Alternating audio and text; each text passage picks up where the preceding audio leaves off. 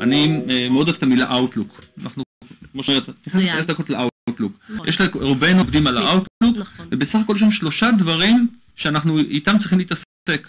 קודם כל, מה עליי לעשות? יש לנו את הטאסק, את המשימות. אנחנו בעצם יוצרים משימות דרך הטאסק. ומשם אנחנו עוברים לקונטקט, עם לדבר. יש רשימה, אני הולך לדבר. ושם אני עובר לנדה, את מי לפגוש.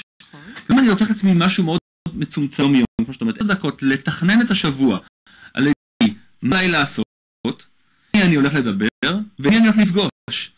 ואני לוקח את ה-Outlook כאיזו תבנית פשוטה לפעולה יומיומית, הנה, יופי.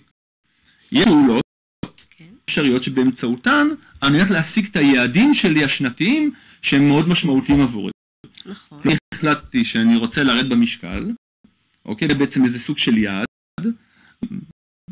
משימות ופעולות בתוך האופק שהן אפשריות, שזה נוח לעשות את זה, זה כאילו משהו שהוא אם אני החלטתי שאני רוצה, זאת אומרת, עסק שבא ואומר לי, אני רוצה עכשיו לאתר, אני רוצה, אוקיי, אתר, אז משימות, אם מישהו לדבר, ואת מי אנחנו לפגוש?